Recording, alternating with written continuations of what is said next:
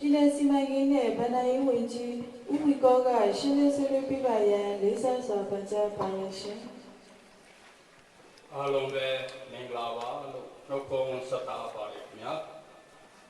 ကျွန်တော်အနေနဲ့စီမံဘဏ္ဍာဝန်ကြီးဌာနအောက်ကဦးစီးဌာနတချို့ရဲ့ပြည်သူ့အတွက်အကျိုးပြုလုပ်ငန်းဆောင်ရွက်မှုခြေအနေများကိုအတူချုံပြီးတော့မှရှင်းလင်းတင်ပြသွားမှာဖြစ်ပါလေရတော်မှချေငွေစည်းဦးစီးဌာနအနေဖြင့်2018ခုနှစ်ဧပြီလမှစက်တင်ဘာလအထိရငွေကျပ်တန်1038.95နှစ်တန်3ငွေကျပ်တန်6,914.93တန်2018-19ဘဏ္ဍာရေးနှစ်ရငွေကျပ်တန်9,836.95တန်နဲ့3ငွေကျပ်1,444,896.4နှစ်တန်ဖြစ်ပါကြောင်းတင်ပြပါတယ်။ဒီတို့အကျိုးပြုလုပ်ငန်းများအကောင့်ထဲပေါ်ဆောင်ရွက်ပေးနိုင်မှုမှာလိုက်ဝါစေပြီးမြောက်အောင်တည်ဆောက်နိုင်ရဲ့အတွက်ဝန်ကျစေများကိုတင်ပြတောင်းခံပေးနိုင်ချေ။ပလဒါမိပုတ္တရာပလက်ဝကိုလည်းဒီထောင်စုဘဏ္ဍာရန်ပုံငွေဒီနေ့ဘဏ္ဍာရန်ပုံငွေများဖြင့်2019-2020ခုနှစ်ဘဏ္ဍာနှစ်တွင်အပြီးတည်ဆောက်နိုင်ရန်တင်ပြတောင်းခံပေးနိုင်ခြင်းဖြင့်ကျေးလက်ဒေသဖွံ့ဖြိုးရေးလုပ်ငန်းအတွက်လာမီလင်ရေးတောက်တုံးရေးရရှိရေးစက်ကျိုးရေးရရှိရေးတို့ကိုလည်းနှစ်စဉ်တိုးတက်ရင်းနှီးမြှုပ်နှံဆောင်ရွက်တဲ့ရှိပါကြောင်းတင်ပြလိုပါတယ်2018-2019ကိုဘဏ္ဍာရေးနှစ်မှစ၍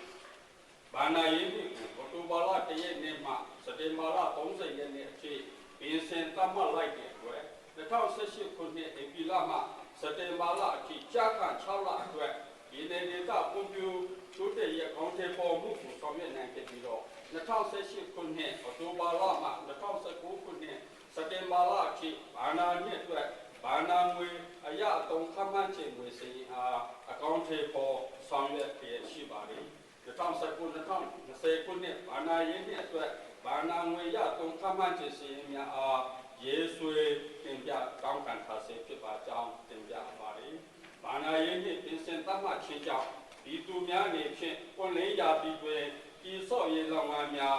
လောက်ကန်ဆောင်ရွက်နိုင်ခြင်းနှင့်ချင်းပြည်နယ်ဒေသဖွံ့ဖြိုးရေးလောင်ငန်းများကိုထိရောက်မြန်ဆန်စွာဆောင်ရွက်နိုင်ခြင်းတို့ကြောင့်အစိုးရအနေဖြင့်ပြုပြင်ပြောင်းလဲမှုများအကောင်းဆုံးနဲ့အားရကျေနပ်မှုအရှိဆုံးလောင်ငန်းတရားဖြစ်ပါကြောင်းတင်ပြအပ်ပါသည်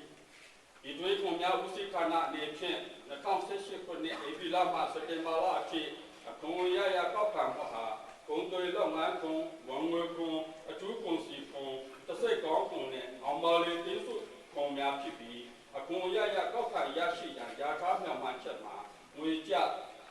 1983.96တန်ဖြစ်ရာအမှန်ကောက်ခံရရှိငွေမှာကျပ်4,603.96တန်ဖြစ်၍ယာထားချက်ပေါ်ကောင်းတဲ့ပေါ်ဆောင်ရွက်နိုင်မှုရာခိုင်နှုန်းအဖြစ်158.333ရာခိုင်နှုန်းဖြစ်ပါကြောင်းတင်ပြပါသည်2018-19ခုဘဏ္ဍာရေးနှစ်အကုန်ရရကောက်ခံမှုမှာဝန်သွေးလောက်ငန်းခွန်ဝန်ငွေခွန်အထူးကုန်စည်ခွန်တစ်စိတ်ကောင်းခွန်နဲ့အောင်ပါလီကျေးဇူးခွန်များဖြစ်ပြီးအကုန်ရရကောက်ခံရရှိမှု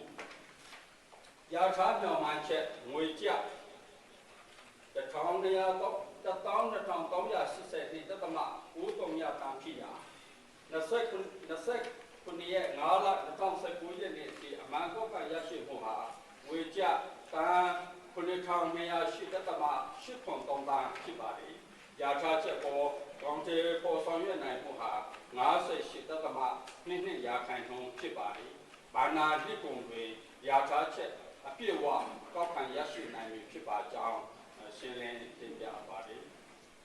ရင်းနှီးမြှုပ်နှံမှုနဲ့ကုမ္ပဏီများညွှန်ကြားမှုဦးစီးဌာနအနေဖြင့်2018ခုနှစ်ဇူလိုင်လ31ရက်နေ့အထိ One Stop Service တင်ကုမ္ပဏီများမှတ်ပုံတင်ပေးခြင်းနဲ့ကုမ္ပဏီများရေးရာကိစ္စရပ်များကို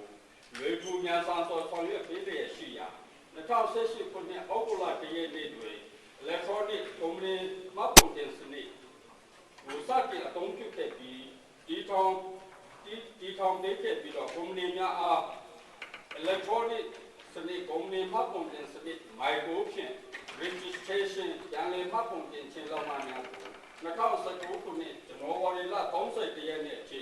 6လတိတိဆောင်ရွက်ပေးခဲ့ပါကြောင်းတင်ပြပါတယ်2018ခုနှစ်ဧပြီလမှမေလ24ရက်နေ့အထိ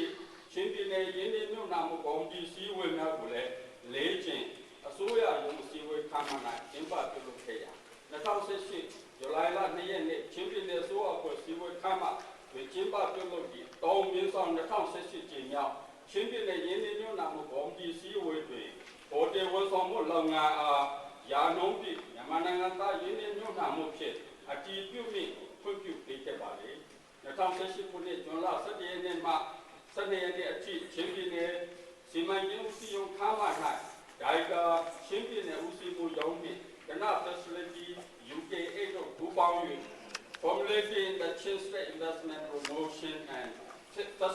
Facilitation Strategy အလုပ်ကိုဆွေးနွေးလို့ကျင်းပခဲ့ပါတယ်2018ခုနှစ်နိုဝင်ဘာလ13ရက်နေ့မှ16ရက်နေ့အထိချင်းပြည်နယ်ဒီနေ့စီမံကိန်းရုံးခမ်းမနှင့်မြို့တော်ခမ်းမဟာခမြို့၌ရင်းနှီးမြှုပ်နှံမှုနှင့်ကုမ္ပဏီများညွှန်ကြားမှုဦးစီးဌာနမှဦးဆောင်၍ယာမီပြည်ပြည်ဆိုင်ရာပူးပေါင်းဆောင်ရွက်ရေးအဖွဲ့ GIZ တို့၏ပံ့ပိုးကူညီမှုဖြင့်မြန်မာနိုင်ငံကုမ္ပဏီများဥပဒေနည်းဥပဒေရင်းနှီးမြှုပ်နှံမှုဥပဒေနည်းဥပဒေနှင့်လုံထုံလုံနည်းများရှင်းလင်းဆွေးနွေးခြင်းအခမ်းအနားကိုကျင်းပပြုလုပ်နိုင်ခဲ့ပါသည်2019ခုနှစ်မတ်လ16ရက်နေ့နှင့်19ရက်နေ့တို့တွင်ရန်ကုန်မြို့မြန်မာ Convention Center MICC2 MCC တွင်ချင်းပြည်နယ်ရင်းနှီးမြှုပ်နှံမှုနှင့်ဒေသတွင်းဝင်ပြပွဲကိုမြန်မာနိုင်ငံရင်းနှီးမြှုပ်နှံမှုကော်မရှင်ချင်းပြည်နယ်ဆိုရရင်းနှီးမြှုပ်နှံမှုနှင့်ကုမ္ပဏီများညွှန်ကြားမှုဦးစီးဌာနတို့ပူးပေါင်း၍ချင်းပြည်နယ်ကုန်သည်များနှင့်စက်မှုလက်မှုလုပ်ငန်းရှင်များအပြင်တနအဖွဲ့အစည်းတန facility နှင့် VDB Loy Company Limited တို့၏ပူးပေါင်းပါဝင်ကူညီမှုဖြင့်ကျင်းပဆောင်ရွက်နိုင်ခဲ့ကြောင်းတင်ပြလိုပါတယ်အားလုံးပဲကျေးဇူးတင်ပါတယ်ခင်ဗျာ